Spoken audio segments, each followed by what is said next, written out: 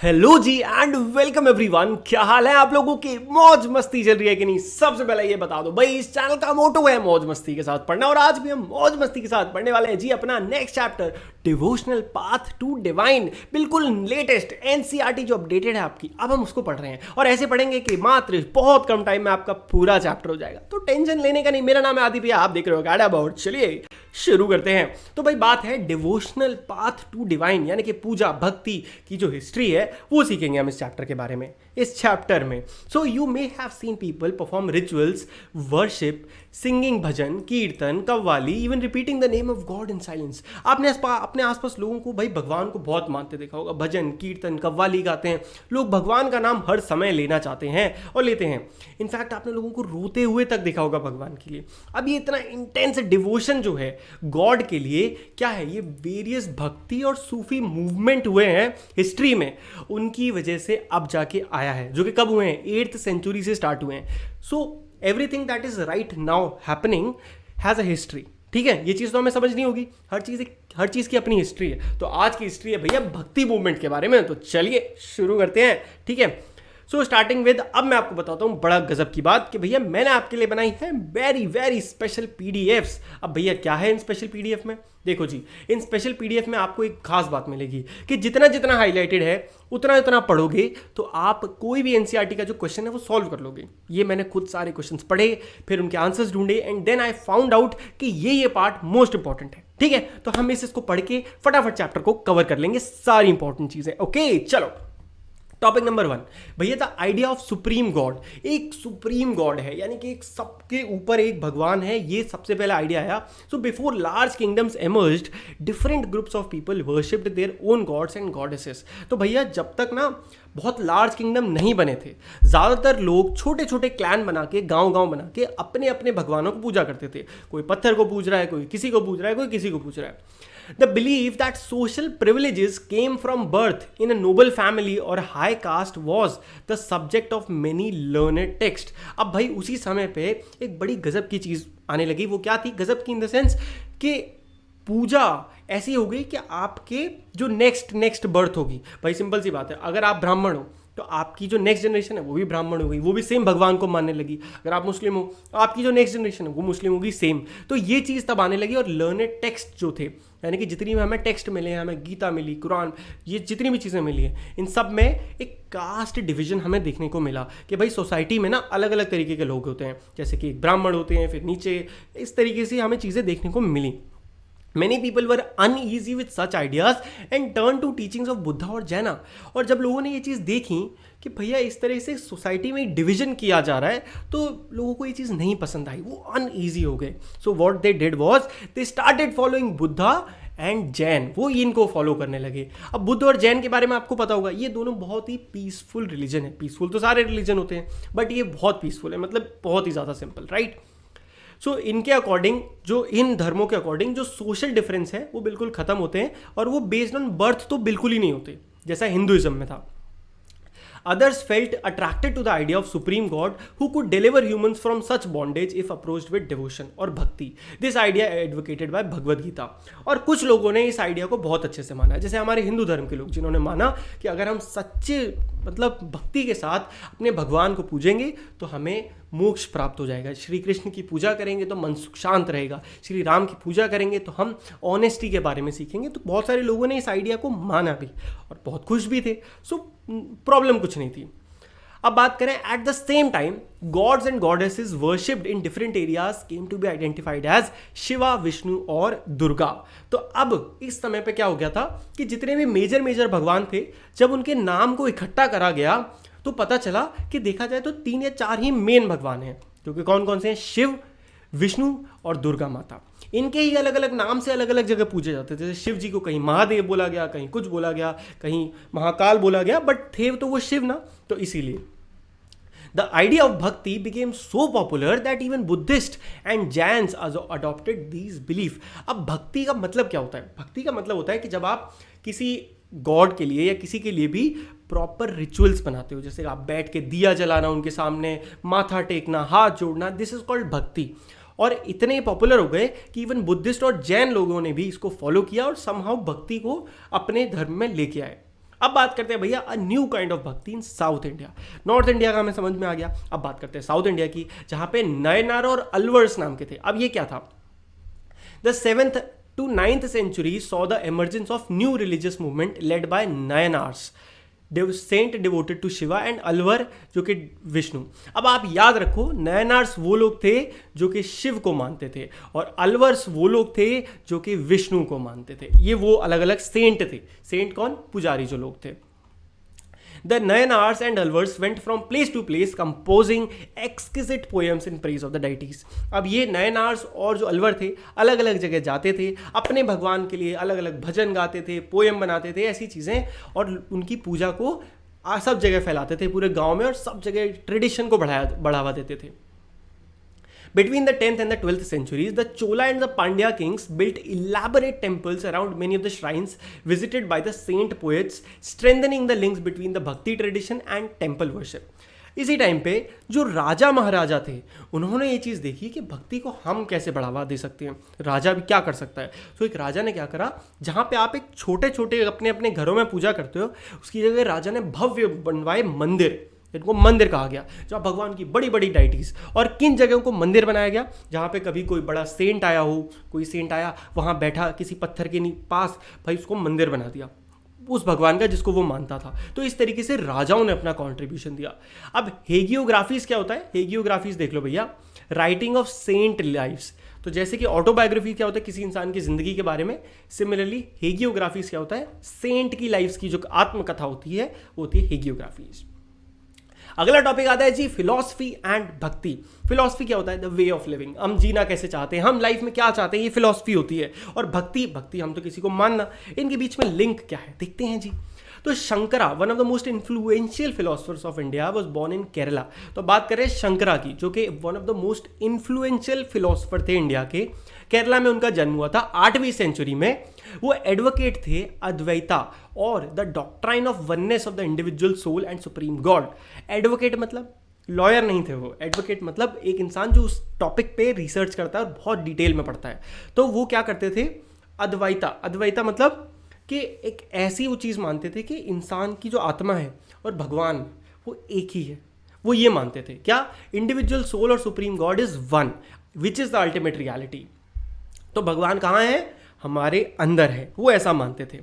Ramanuj, born in Tamil Nadu in the 11th century, was deeply influenced by Alvar. According to him, the best means of attaining salvation was through intense devotion to Vishnu. वहीं पे एक और important name है रामानुज।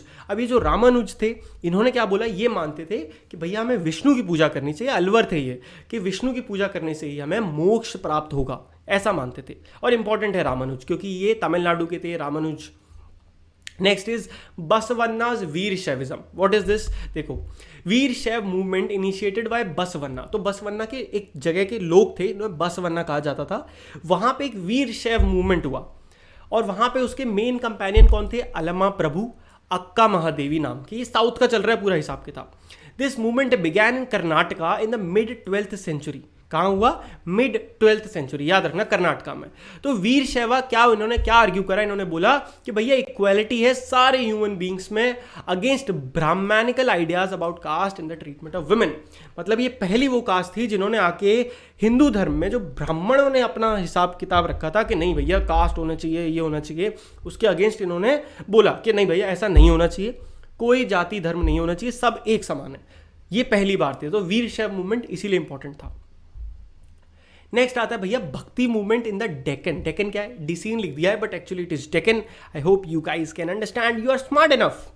देखो, तो from the 13th to the 17th century, Maharashtra saw a great number of saint poets whose song in simple Marathi continue to inspire people.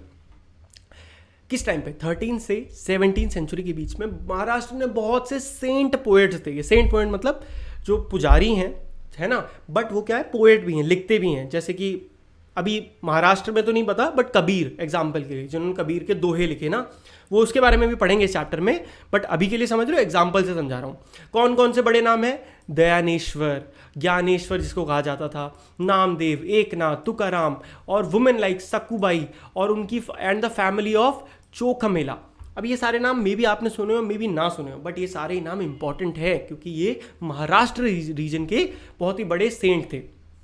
और ये जो कौन थे, चोखा मेला जो थे, ये अनटचेबल कास्ट के थे। स्टिल इन्होंने बहुत कुछ लिखा है। The saint poets rejected all form of ritualism.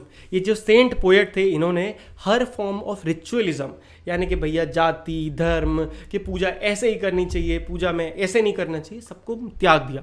इनका पूजा करने का तरीका बस क्या था, अपने भावों को प्रकट करना और भगवान को मानना, बस इतना ही। फिर आए भैया नाथपंथी, सिद्ध और योगीज। ये एक अलग तरह के लोग थे। A number of religious group that emerged during this period criticized the ritual and other aspect of conventional religion and other social order। अब देखो यही था, सबसे पहला धर्म था हिंदुइज्म। उन्होंने अपनी नींव रख दी अपने तरीकों से। बाद में जितने भी धर्म आए, उन्होंने या तो हिंदुइज्म की चीज़ों को एक्सेप्ट करा या नहीं करा।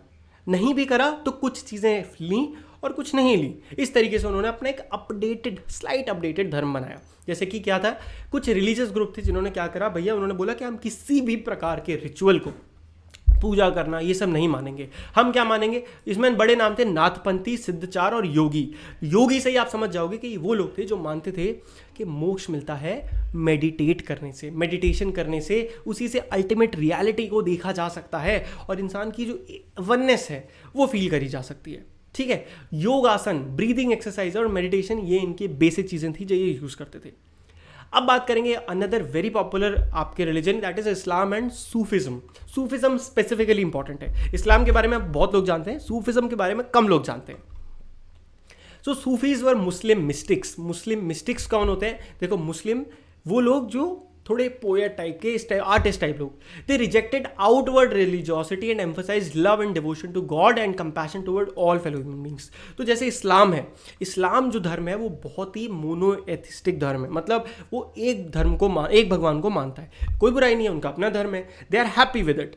बट जो सूफी लोग थे ये ऐसे नहीं थे, ये इन्होंने भाई रिजेक्ट कर दिया। इन्होंने बोला कि नहीं भाई, हम सब सारे ह्यूमन बींग्स हमारे लिए बराबर हैं, हम सबको प्यार करते हैं और लव और पैशन दुनिया भर में फैलाना चाहते हैं, दैट्स इट। तो ये सूफी थे। इस्लाम की बात करें तो इन्होंने स्ट्रिक्ट मोनोइथिज्म के एक ही भगवान को मानना है। 8th और 9th सेंचुरीज की बात करें तो रिलीजियस स्कॉलर्स ने डिफरेंट लॉ बना दिए, जिसको कहा गया होली लॉ, शरीयत, जिसको कुरान भी कहा जाता है, शरीयत है ना। The Sufis often rejected the elaborate ritual and codes of behavior demanded by Muslim religious scholar। Important line है, याद रखना, ये थे सूफीज जिन्होंने रिजेक्ट कर दिए थे। Among the great Sufis of the Central Asia were Ghazali, Rumi and सादी। तो गजली, रूमी और सादी, तीन नाम भैया याद रखना, ये इंपॉर्टेंट है, सूफी आपके थे। और वहीं पे they developed elaborate methods of training using जिक्र, chanting of name of sacred formula, contemplation, psalm, राग, discussion of parables, breath control। ये सब कैसे भक्ति करते थे भाई, ये क्या करते थे, जिक्र, यानी कि भगवान किसी भी सेक्रेड एक फॉर्मूला ले लिया, ठीक है, जैसे सल्लल्लाहु कुछ होता है, ठीक है, मेरे को वो नहीं आता, अलैहि वसल्लम, आप कमेंट करके बताना जो भी आप में से इस चीज़ को जानता हो। तो बार बार इस चीज़ को बोलते रहना, इस टाइप की चीज़ें, एग्जैक्ट नहीं, मैं आपको सिर्फ एक एग्जाम्पल दे रहा हूँ, ठीक है। और कंटेम्पलेशन, गाने गाना, राग्स, डांस करना, डिस्कस करना, ब्रीथ कंट्रोल यानी कि मेडिटेशन करना, ये तो इन सारी चीज़ों को उन्होंने माना जो जो उन्हें पता थी, ठीक है। A large number of Sufis from Central Asia settled in the Hindustan from the 11th century। और बहुत सारे नंबर ऑफ सूफीज कहाँ आके, इंडिया में आके सेटल हो गए। The Sufi masters held their assemblies in the khanqahs और द हॉस्पाइसेस। तो हॉस्पाइस वो जगह थी जहाँ पे सूफी लोग अपने क्या रखते थे, अपनी मीटिंग रखा करते थे, लोगों को समझाया करते थे। खानकाह कहते थे आपके उर्दू में और हॉस्पाइस इंग्लिश में कहते थे, ठीक है। New religious developments in north India. अब बात करते हैं थोड़ा नॉर्थ इंडिया के बारे में। The period after the 13th century saw a new wave of bhakti movement in the north India. 13th century के बाद एक नई वेव आ चुकी थी। किस चीज़ की वेव, पीपल स्पेशली जो क्राफ्टमैन थे, पीजेंट थे, ट्रेडर थे, लेबर थे, ये सब क्या सुनने, नए सेंट्स की सुनने लगे जिन्होंने अपने नए आइडिया स्प्रेड करे, जिसमें कि कौन थे, जैसे कबीर, बाबा गुरु नानक, जिन्होंने सारे ऑर्थोडॉक्स रिलीजन्स को त्याग दिया। उन्होंने बोला भाई ना हिंदू ना मुस्लिम, अलग, सुकून। Others like Tulsidas and Surdas accepted existing belief and practices but wanted to make them accessible to all। But कुछ जैसे कि तुलसीदास और सूरदास थे, इन्होंने माना तो वही धर्म जिसके थे, ये भाई हिंदू थे, बट इन्होंने कुछ ऐसी चीज़ें चाही कि कुछ बदलाव हो जाए जिससे सब लोग इस धर्म को एक्सेप्ट कर पाए, ये चाहते थे। This tradition also included saint like Dadu Dayal, Ravidas, Mirabai. ये सब क्या थे, ये यही चाहते थे कि भाई जो हमारा धर्म है वो थोड़ा और पॉपुलराइज हो पाए, सब तक पहुंच पाए। कृष्ण के मानते थे, ये सारे सेम चीज़ें थी, ठीक है। A unique feature of most of the saint is that their works were composed in regional language and could be sung. ज़्यादातर मोस्ट जो सेंट थे उनकी सबसे अच्छी बात पता क्या थी कि उन्होंने बहुत ही देसी भाषा में लिखे हैं। जैसे कबीर के दोहे आप पढ़ोगे तो बड़ी ऐसी भाषा है, बिल्कुल नॉर्मल है ना। अब तो उसको थोड़ा ट्रांसलेट कर दिया गया है, तो क्यों वो इस वजह से वो बहुत पॉपुलर हो गए, क्योंकि वो जहाँ रहते थे वहाँ की भाषा में लिखते थे। पहले इंटरनेट तो था नहीं, जो वो सोचेंगे भैया हमारे मिलियन फॉलोअर हो जाए, उन्हें तो बस जो फील होता था वो लिख देते थे। अब बात करेंगे भैया कबीर की, इंपॉर्टेंट है। Kabir, who probably lived in the 15-16 centuries, was one of the most influential saints of all time। भाई उन्होंने जो चीज़ें लिखी हैं, वी जो कि मुस्लिम जो भाई मुस्लिम फैमिली में वो ब्रॉटअप हुए थे, वीवर्स की फैमिली थी, पूरी बनारस में रहने वाली, सोचो बनारस है ना। अब उसके बाद उनके बारे में हम ये, पहली बात तो कबीर के बारे में हम ज़्यादा नहीं जानते, हमें ये भी नहीं पता उनकी एग्जैक्ट कब डेथ हुई, कब जन्म हुआ।